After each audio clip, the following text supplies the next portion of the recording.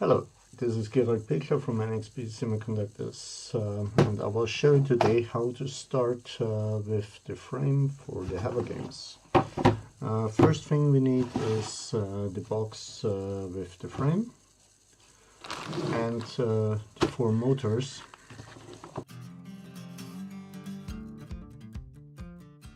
What I'm usually starting with, and that's maybe different to other people, the first thing I usually do is mounting the motors onto the arms. The reason why I'm doing this is if you have the frame completed, not that comfortable to turn around the whole frame to just mount motors.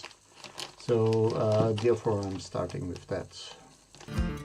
So the motors have 4 mounting holes. I recommend to use all 4 of them, because if you just use 2, the risk is high that if you lose one screw due to vibrations, that the motor is falling off.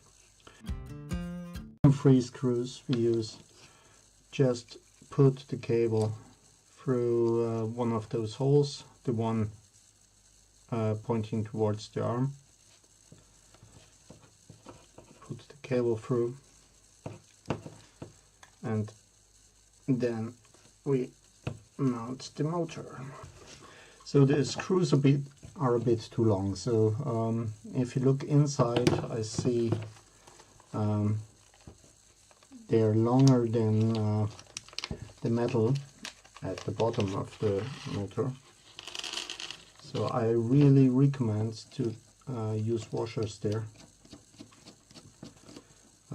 for mounting the motor, to have the screw not going that far inside the motor. And the advantage is you distributing the force to a bigger area here, so the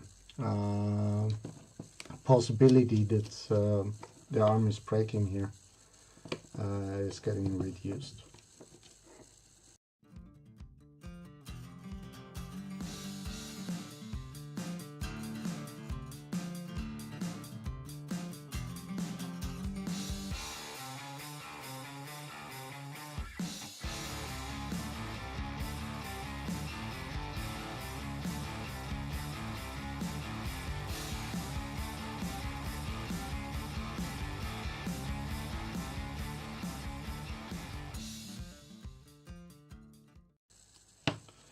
So the reason why I'm putting the cable through is because the ESCs will sit below the arm. The reason for doing this is just if your propeller is getting broken by any accident, then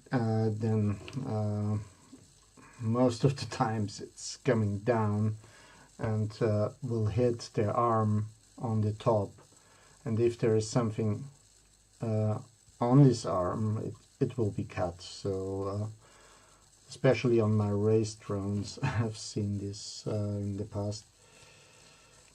Therefore, to be on the safe side, we decided that the ESC should go below the arm on this build. So 4 arms we have.